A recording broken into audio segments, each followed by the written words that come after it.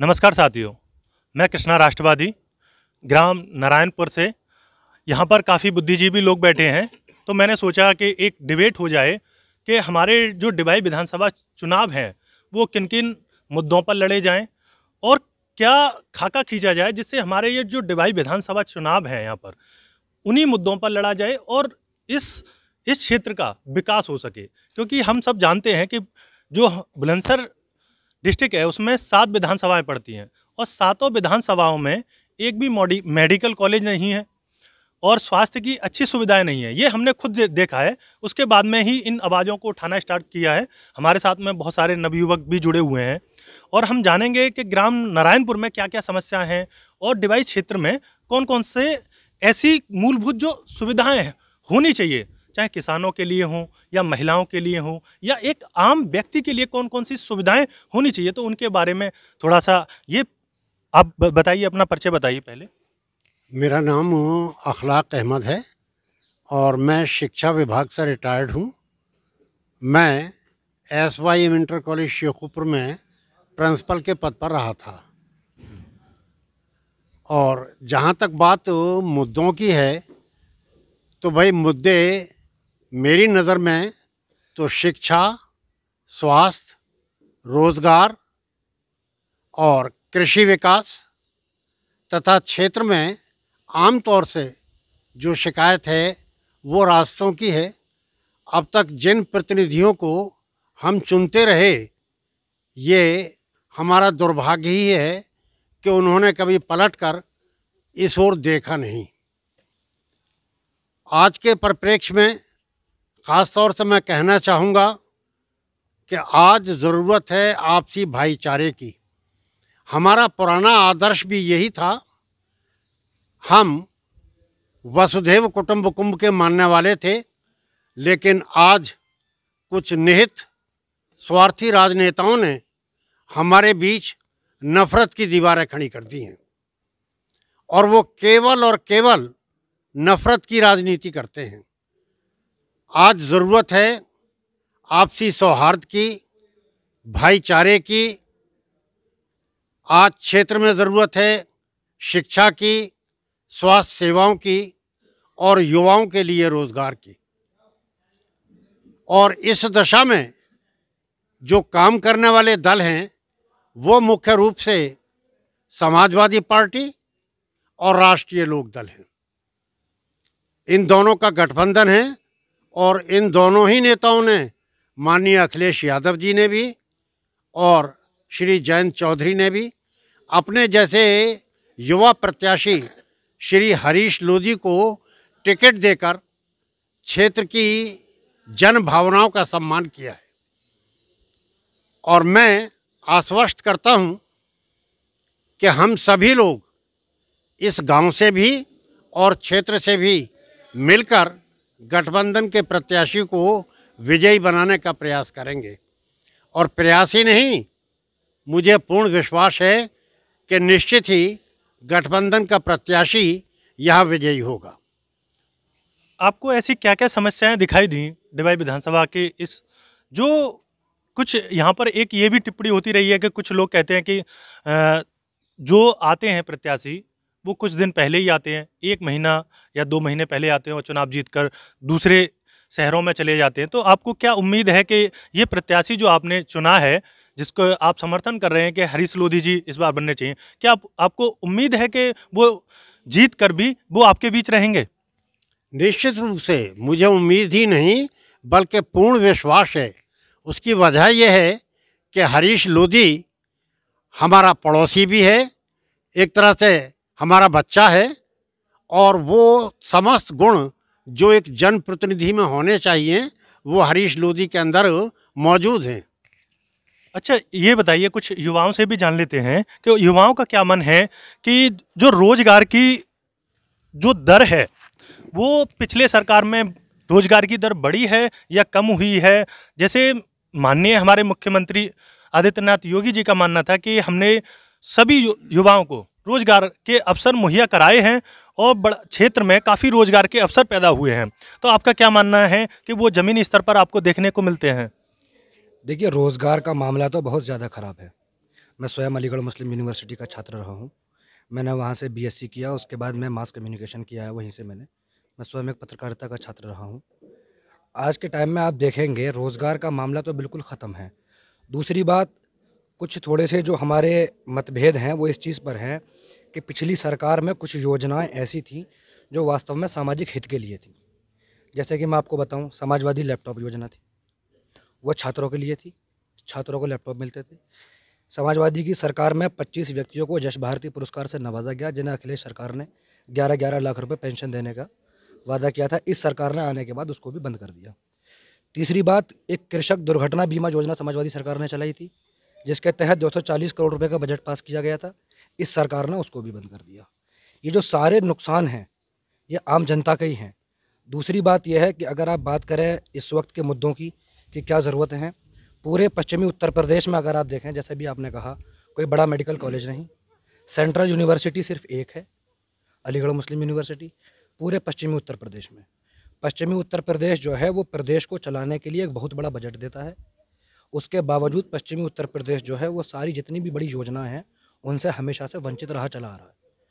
इस बार चूंकि गठबंधन में साथ में जयंत चौधरी जी साथ हैं, तो हमें पूरा यकीन है कि पश्चिमी क्षेत्र का भी विकास होगा और होना चाहिए।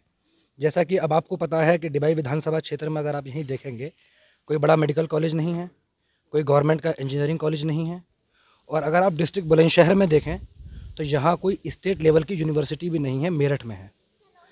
तीसरा जो सबसे बड़ा हमारा मुद्दा रहना चाहिए वो रहना चाहिए एक हाई कोर्ट बेंच का पश्चिमी उत्तर प्रदेश में। इसकी मांग हम बराबर करेंगे, चाहे हरीश लोधी जी विधायक बने, चाहे मुख्यमंत्री अखिलेश जी बने, या कोई भी बने। अच्छा, ये बताइए, जैसे आपने बताया कि आप मुस्लिम यूनिवर्सिटी से छात्र रहे हैं, आपका क्या मानना है कि जो नए नए छात्र हैं, जैसे हमारे रमन्ना जी मुख्य न्यायाधीश हैं, उनका भी मानना है कि छात्रों को राजनीति में आना चाहिए, क्योंकि पिछले कुछ दशकों से राजनीति में छात्र नहीं आ पाए। तो आप क्या कहेंगे कि छात्रों का राजनीति में आना जरूरी है? इस पर आपके क्या विचार हैं? देखिए, राजनीति में पढ़े लिखे लोगों का आगे आना बहुत ज़रूरी है, क्योंकि आज जो पढ़ा लिखा तबका ये सोचता है कि राजनीति बहुत गंदी चीज़ है, हम इससे अपने आप को पीछे रखें। यही वजह है कि कुछ अनपढ़ लोग हमारे ऊपर राज कर रहे हैं और उन्हें ये पता ही नहीं सत्ता कैसे चलाई जाती है, कैसे नहीं चलाई जाती। व्यक्ति का पढ़ा लिखा होना बहुत ज़रूरी है। पढ़ा लिखा होने का एक फ़ायदा ये था, जब माननीय अखिलेश यादव जी वो एक इंजीनियरिंग के स्टूडेंट रहे थे, पढ़ाई कर करके विदेश से जब वापस आए थे, तो उनके उन कामों में, वो प्रोजेक्ट में उनके में दिखाई दिया।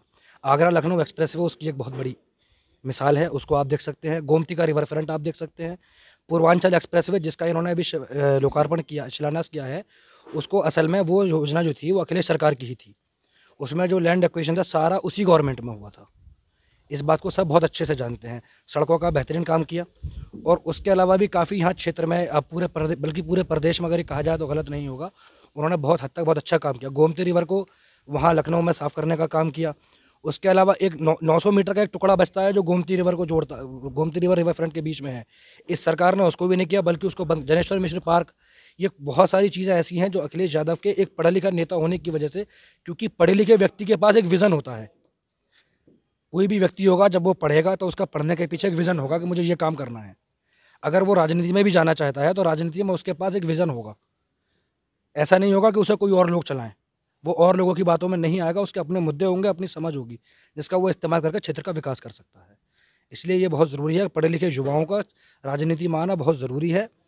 और मैं जो और भी युवा लोग हैं उन सबसे भी मैं ये रिक्वेस्ट करूँगा कि भाई, जितने भी हमारा ये पढ़ा लिखा तबका है ये राजनीति में आए, जो कि बहुत ज़रूरी है। अच्छा, जिस तरीके से स्कूल कॉलेजों को मतलब कोविड प्रोटोकॉल के तहत बंद किया जा रहा है, आपका क्या मानना है कि मतलब जो क्षेत्र में जो स्कूलों के खुलने से या विश्वविद्यालयों के खुलने से क्या फ़र्क पड़ेगा आम जनता पर? पढ़ेगा छात्र जब ही तो सवाल करेगा छात्र, जब पढ़ेगा ही नहीं तो सवाल कहाँ से करेगा। रैलियों की तो खूब परमिशन है, किसी भी नेता की रैली हो, चुनाव आयोग ने यह कहा है कि किसी भी सभा में बिल्कुल पाबंदी नहीं है। माननीय मुख्यमंत्री जी बुलंदशहर में आज एक मीटिंग कर रहे हैं, उनके लिए अलग कानून क्यों? सवाल ये है कि उनके लिए अलग कानून क्यों? ये कॉलेज बंद रखे हुए हैं, यूनिवर्सिटी बंद रखी हुई हैं बिल्कुल। मैं खुद एएमयू का छात्र रहा था 2019-20 में, पिछले साल जो मार्च में वहाँ कोरोना आया था, तब से यूनिवर्सिटी को बिल्कुल बंद किया हुआ है। बच्चों की पढ़ाई नहीं हो रही है, ऑनलाइन शिक्षा। ऑनलाइन के लिए असल में अभी हमारे पास रिसोर्सेज अवेलेबल ही नहीं है। जब तक रिसोर्सेज नहीं होंगे तो हम उस पर कैसे काम करेंगे, आप ये बताइए। भाई ऑनलाइन शिक्षा जो है ये एक किस्म से आप ये मानिए छात्रों के भविष्य के साथ बहुत बड़ा खिलवाड़ किया जा रहा है। जो एक छात्रों का रूटीन हुआ करता था, आज छात्रों का हालत यह है कि अपने अपने घर बैठे हुए हैं, मोबाइल में क्लास चला रहे हैं, घर वाले रात से पीछे कोटे, बच्चे ने मोबाइल में गेम खेलना शुरू कर दिया। ये बच्चे के भविष्य का खिलवाड़ हो रहा है। जब हम रैलियों की अनुमति दे सकते हैं, बाजार खुल सकते हैं, सारे काम हो सकते हैं, तो कॉलेज, यूनिवर्सिटी, स्कूल क्यों नहीं खुल सकते? ये बताइए, जैसे अलीगढ़ मुस्लिम यूनिवर्सिटी का माहौल कैसा है? वहाँ पर जो मतलब सभी कैटेगरी के जो बच्चे आते हैं उनके प्रति कैसा बर्ताव किया जाता है, कैसा माहौल है? आप मुझे तो बड़ा अफसोस हुआ, हमारे एक छात्र थे ठाकुर अजय सिंह, उनको टिकट नहीं दिया भाजपा ने। इतने दिन से मेहनत कर रहे थे, अगर टिकट मिला होता मैं ज़रूर चुनाव लड़ना जाता। इसलिए नहीं कि वो भाजपा से थे, बल्कि इसलिए कि वो मेरे बड़े भाई थे, वे मेरी यूनिवर्सिटी के छात्र हैं। तो वहाँ जो अलीगढ़ मुस्लिम यूनिवर्सिटी का नहीं, बल्कि किसी भी यूनिवर्सिटी का छात्र हो, जो छात्र पढ़ा लिखा होगा वो हमेशा मुद्दों पर ही चुनाव लड़ेगा और मुद्दों पर ही राजनीति करेगा, और छात्र मुद्दों पर ही वोट देंगे। इसलिए वहाँ की राजनीति की तो आप इस आजकल के परिप्रेक्ष्य में अगर देखें तो उस राजनीति का बहुत ज़्यादा ज़रूरी है होना। और सिर्फ अलीगढ़ से ही नहीं, चाहे वो बनारस हिंदू यूनिवर्सिटी हो, चाहे वो इलाहाबाद यूनिवर्सिटी हो, चाहे आगरा यूनिवर्सिटी हो, चाहे मेरठ की चौधरी चरण सिंह यूनिवर्सिटी हो, जितने भी पढ़े लिखे छात्र राजनीति में आएंगे और इनका वोट देने का तरीका और इनका सोचने का जो तरीका है वो बहुत अलग होगा, जो कि राजनीति में बहुत ज़रूरी है। वहाँ के छात्रों के साथ जैसा कि अब बहुत से लोग कहते हैं कि भेदभाव वाला मामला, ऐसा कुछ नहीं है। आप स्वयं भी वहाँ के छात्र रहे हैं, जो कि आप बहुत अच्छे से जानते होंगे। हाँ, ये तो है कि आपसे भी जान लेते हैं, थोड़ा चुनावी माहौल बना हुआ है। आपके बीच में 3 कैंडिडेट हैं, एक बसपा से केपी सिंह जी हैं, और जो भाजपा से हैं चंद्रपाल जी हैं, और तीसरे हैं हरीश लोधी। आपका तीनों प्रत्याशियों में से जो झुकाव रहेगा वो किस तरफ रहेगा और क्यों रहेगा? देखिए, सबसे पहले तो ये विकास के मुद्दे पर रहेगा, विकास के पे। और हरीश लोधी एक अच्छे कैंडिडेट हैं और साफ़ सुथरे छवि के कैंडिडेट हैं। उन पे ना तो कोई मुकदमा है, ना कोई चीज़ है। और सबसे पहले तो महंगाई का बहुत बड़ा मुद्दा है ये, बेरोज़गारी का और महंगाई का। अब देखिए, आप छोटे से एक किसान पे आ जाइए कि एक किसान के लिए आपका डीएपी मुहैया ही नहीं हुई, बिल्कुल भी डीएपी। उसके बाद फिर डीएपी नहीं हुई, उसके बाद भी यूरिया भी नहीं मिला। और सबसे पहली बात तो हमारे यहाँ रोज़गार का कोई साधन ही नहीं है। इससे पहले जो हमारी विधायक आई थी यहाँ, एक बार आने के बाद कभी उन्होंने गांव के अंदर नहीं आई वो यहाँ, और उसके बाद कोई काम भी नहीं हुआ यहाँ। और अब ये हरीश लोधी हमारे बीच में हैं, और हरीश लोधी एक अच्छे कैंडिडेट हैं, उनके लिए हम वोट देंगे, समाजवादी के लिए। आपको ऐसे कैसे लगता है कि वो एक अच्छे कैंडिडेट बन के उभरेंगे हमारे डिबाई विधानसभा के लिए? नहीं, वो एक अच्छी कैंडिडेट ये उभरेंगे कि वो यहाँ के युवा हैं, हमारे पड़ोस के रहने वाले हैं, और वो हमारी अच्छी जान पहचान के हैं, और वो सही हमारे लिए काम करेंगे। और इससे पहले भी उन्होंने हमारे लिए काम करा है, पूरी जनता, पूरे क्षेत्र के लिए काम करा है। और पूरे 10 साल से जनता के बीच में रहे हैं वो। हर किसी के ज़रा सी भी खबर आती है वो फ़ौरन आते हैं। इससे पहले आज तक कोई ऐसा विधायक नहीं आया जो हमारे बीच में आता हो। अच्छा जी, बाबा आपका भी मन ले लेते हैं, आप भी कुछ कहना चाह रहे हैं, आपका क्या मानना है? हमारा मानना क्या है, इसके सिवाय महंगाई के कोई दूसरा काम तो करा नहीं है। 350 का सिलेंडर 1000 पे पहुँचा दिया। जो 60 रुपये लीटर डीजल था वो 100 रुपये पे पहुँचा दिया। जो 75 रुपये पेट्रोल था वो 120 रुपये इन्होंने पहुँचा दिया। खाद नहीं, किसान को नहीं मिलता। जुताई और पानी में पेट्रोल डीजल, वो डीजल की ज़रूरत होती है, डीजल कहाँ से करे? किसान की कमर तोड़ दी इन्होंने। सब छोड़ा क्या है, 85% जनता देहात में रहती है, डीजल की मार पड़ रही है। गैस के सिलेंडर दे दिए, किसी किसान गरीब आदमी में भरवाए भी नहीं जा रहे। सारे काम धंधे फेल कर दिए इस गवर्नमेंट ने। सब्सिडी खत्म हो गई गैस सिलेंडर की, बचा क्या है? सारी चीज़ें इन्होंने बेच के फेंक दी। कोई काम नहीं छोड़ा, कोई धंधा नहीं छोड़ा, सब प्राइवेट कर दिया। अडानी अंबानी के आदमी हैं ये, और इन पर दूसरा कोई काम ही नहीं है। महंगाई ने कमर तोड़ दी है। हिंदू मुस्लिम पर सिर्फ बात करते हैं, हिंदू मुस्लिम के अलावा इन पर कोई दूसरी राजनीति नहीं है। जब इन्होंने काम किया, काम के मुद्दे पर क्यों नहीं बात करते हैं? हिंदू मुस्लिम की बात क्यों करते हैं? मंदिर मस्जिद की बात क्यों करते हैं? अपने वो गिनाए ना, काम गिनाए, अपने काम पे वोट मांगे। मंदिर मस्जिद पे क्यों वोट मांगते हैं? हिंदू मुस्लिम पे क्यों वोट मांगते हैं? मेरा तो यही कहना है, विकास के मुद्दे वोट मांगे। सभी का यहाँ पर काफ़ी बुद्धिजीवी लोग बैठे हुए हैं, सभी का मानना यही है। और हाँ, आप अपना परिचय दीजिए और बताइए। मैं रंजीत सिंह टीचर हूँ, एमकॉम बीएड, और मैं लगभग 10 साल से नौकरी की तलाश में हूँ। और इसने सरकार ने इतना तोड़ दिया है कि कहीं पता नहीं कहाँ से ला के दूसरे लोगों को कर देती है। और जब नौकरी आती है तो नौकरी के लिए ऊपर के लोग कहते हैं कि 15 लाख की डिमांड करते हैं, और उसके बाद वही लोग मेरिट में ऊपर जाते हैं जो पैसा देते हैं। पढ़ने वाला स्टूडेंट ऊपर नहीं पहुंच पा रहा है क्योंकि उसे पैसा देगा, पढ़ेगा तो पढ़ेगा, कितनी मेरिट कैसे बनाएगा। 125 में से 170 पे मेरिट रुक रही है। तो ये बताइए कौन सा ऐसा वो है कि जो क्रीम लेयर ने 170 नंबर लाएगी। आपने देखा है कि उसमें 69,000 में वैकेंसी में जो हुआ था, तो उसमें जो उसे राष्ट्रपति का नाम, प्रधानमंत्री का नाम नहीं पता, और वो उसमें 144 अंक प्राप्त करे, तो कैसे आए उसके नंबर। तो यहाँ सब भ्रष्टाचार की बातें हो रही हैं। पढ़े लिखे लोगों को पीछे किया जा रहा है, जिससे रिश्वतखोर को आगे बढ़ाया जा रहा है। जैसे कि मैं ये कहूँगा, जैसे आपने बताया आपका नाम रंजीत सिंह जी, आप यहाँ पर, जैसे कुछ लोगों का मानना ये भी होगा कि ये मुस्लिम लोगों में बैठे हैं, तो इस वजह से यहाँ पर सभी लोग सपा के कैंडिडेट हैं। क्या आप इन लोगों के बीच में बैठ के क्या आप अनसेफ फील करते हैं, या फिर ये आपको कराया जाता है? मेरा तो बचपन ही इन्हीं में से उठ के मैं खड़ा हुआ हूं, तो मैं इनसे कैसे अलग हो सकता हूं। मेरे साथ तो ऐसा कोई व्यवहार ही नहीं है, नहीं मैंने इनके प्रति इनका मेरे प्रति कोई व्यवहार, जो भी मेरा काम होता तो इनसे निकलता है, ये मेरा काम निकालते हैं। तो मुझे तो अपने लोगों से ज़्यादा बढ़िया ये लोग लगते हैं, मेरा हर समय साथ देते हैं, और जहाँ भी कहते हैं वहाँ खड़े होते हैं। मेरे लोग मुझे काटने को तैयार रहते हैं, तो मुझे उनसे क्या बेनिफिट हो रहा है। तो क्या कहेंगे जैसे क्षेत्र की जनता से?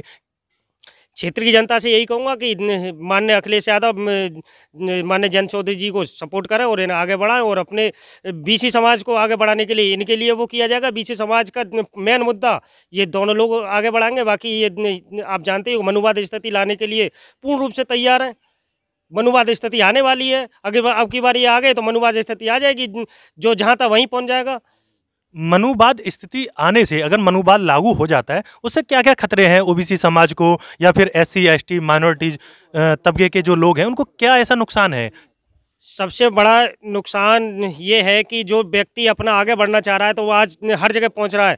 तो उसे ना तो जो पहले स्थिति थी कि मंदिर में जाने दिया जाता था, ना कोई कुएं पे पानी लेने जाने दिया जाता था, नहीं कोई भी ऐसी जगह नहीं जाने दिया जाता था जहां पब्लिक मूवमेंट होता था। उसे केवल अपने घर में बैठे रहे, बाहर भी जा रहा तो किसी घर में जाने की अनुमति नहीं थी। तो आज ये स्थिति है कि हर समाज का व्यक्ति, बिछड़ा हो या SC वर्ग का, वो हर किसी के पास बैठकर अपना वो करे था और हर समाज में जा सकता है। जैसे हम देखते हैं कि SC समाज तो काफ़ी जागृत है, क्या इस समय OBC समाज भी जाग रहा है, वो भी अपने हकों के लिए लड़ रहा है? बिल्कुल बिल्कुल। आज कंडीशन देख लीजिए, मैं नाई समाज से हूँ, जिलाध्यक्ष हूँ अपने ज़िले पर नाई समाज का, और मेरी समाज का 80% वोट गठबंधन के लिए है, और यहाँ से नहीं, यहाँ पूरे प्रदेश में 80% वोटों के लिए। अच्छा, आपको लगा कि OBC समाज को, SC समाज को, ये जो दलित पिछड़ा समाज है, इसको हमेशा पीछे रखा गया है? बिल्कुल पीछे रखा जाता है, बिल्कुल सत्यता है। ये कभी भी इसके लिए आप जब इसे यूज करने के लिए आता है, तो इसमें थोड़ा सा जो ऊपर बैठे हुए लोग हैं उनमें हिंदू मुस्लिम की बात रख देते हैं। क्या ये हिंदू है मुस्लिम है? क्या ये आप ये बताइए कि क्या ब्राह्मण, बनिया और ठाकुरी ही क्या हिंदू है? बाकी ये सब मुस्लिम है, जिनको हिंदू नहीं माना जाता है। वोट के टाइम पे ये हिंदू हो जाता है, जो दूसरे को वोट कर देता है वो मुस्लिम हो जाता है। जबकि माननीय जो हमारे मुख्यमंत्री पूर्व रहे थे, उन्होंने तो ऐसा नहीं कहा। उन्होंने तो अभी जल्दी में ही उन्होंने दलित के यहाँ खाना भी खा रहे हैं और जगह जगह पर जा रहे हैं। उनका तो ऐसा नहीं है कि उन्होंने कुछ भेदभाव किया हो। अच्छा, खाना खाने की बात आ गई, खाना खाया उन्होंने, तो खाना खाकर उसकी पब्लिसिटी कर दी। क्या कि एक के घर पर खा लिया तो एक के खिलाने के लिए उसको पूरे मीडिया में डाल दिया। अच्छा, ये बताइए आप, जैसे दलित जो समाज है और जो माइनॉरिटी समाज है, वो तो काफ़ी हद तक जाग चुका है, लेकिन कहीं ना कहीं अभी भी जो पिछड़ा समाज है, जो बैकवर्ड क्लास है, वो अभी भी कहीं पर सोया हुआ है। उन लोगों से क्या अपील करेंगे, या आपको लगता है कि अभी भी सोया हुआ है, या जाग रहा है, या जाग चुका है? सोया हुआ है, अभी जागने की स्थिति में है, और आप लोगों से अनुरोध करेंगे कि आप ही लोग इस काम को कर सकते हैं, उन्हें जगा सकते हैं, जगह जगह पर उनका विचारों को रखें, तो वो हो सकता है कि जो सोए हुए हैं वो जाग जाए। आप लोग कर सकते हैं, मीडिया कर सकते हैं इस काम को। लेकिन मीडिया इस समय कर भी रही है। क्या आपको लगता है जैसे ये मीडिया जिस तरीके से प्रचार कर रही है, कुछ लोगों का ये भी मानना है कि गोदी मीडिया हो चुकी है, मतलब अलग अलग, क्या आपको भी लगता है कि कुछ फाटों में बट चुकी है मीडिया भी? बिल्कुल बिल्कुल बिल्कुल, ये गोदी मीडिया है ही। कुछ चैनल है, अगर कोई उल्टा बोलता तो उसके लिए केस लगा दिए जाते हैं, उसको नहीं। ऊपर रवीश कुमार को देख लो, कितने अच्छे अच्छे वो हैं उनके लिए दबा दिया है, और जो गोदी मीडिया जो उनके बारे में बोलते हैं उनको आगे बढ़ा दिया है। अभी अन्य कुछ बोझे थी, क्या नाम है उनका, अखिलेश यादव से जो, हाँ, तो उससे बात जो हुई थी आपने देखा कि उनके मुंह से ही कहलवा दिया कि उनको क्या, किसको पकड़ना था और किसको पकड़ लिया। उन्होंने अपने कह दिया कि हाँ हम हमारे आदमी को पकड़ लिया, अपने मुंह से ही कह दिया। उन्हें ईमानदार कहना ही उन्हें बुरा लगा। अच्छा, ये बताइए, जैसे आपका जैसे जो दलित पिछड़ा वर्ग है, उन लोगों से क्या कहना है आपका? मैं तो यही कहूँगा कि सभी लोग उठने जगें और जगह होकर खड़े हों और खड़े होकर गठबंधन के साथ जाएं, भारी मतों से जिताएं, और यही सबसे बड़ी हमारी उपलब्धि होगी। अगर फिर वही हो जाएगा तो फिर हम और पीछे चले जाएंगे। ये हमने यहाँ पर सभी का मन लिया। नारायणपुर ये ग्राम है, काफ़ी बुद्धिजीवी लोग इकट्ठा हुए और उन्होंने अपने मत रखे। उन्होंने पिछड़े समाज के बारे में भी अपने मत रखे। हमारे भैया मुस्लिम यूनिवर्सिटी से पढ़े हुए हैं, उन्होंने भी अपने मत रखे। तो सभी का हमने एक मिला जुला एक मत लिया, जिस पर एक ये विचार निकल के आता है कि जो चुनाव लड़ा जाना चाहिए वो सही मुद्दों पर लड़ा जाना चाहिए, विकास के सही मुद्दे होने चाहिए, और छात्रों को भी, जो नवयुवक हैं उनको भी राजनीति में आना चाहिए, जिससे हमारे जो लोकतांत्रिक जो देश है तभी वो बच पाएगा जब पढ़े लिखे लोग राजनीति में आएंगे और अपने देश को ऊपर ले जाने में मदद करेंगे। तो मैं कृष्णा राष्ट्रवादी कैमरामैन अजय के साथ में ग्राम नारायणपुर से ये आपको खबरें दे रहा हूँ। बहुत बहुत धन्यवाद।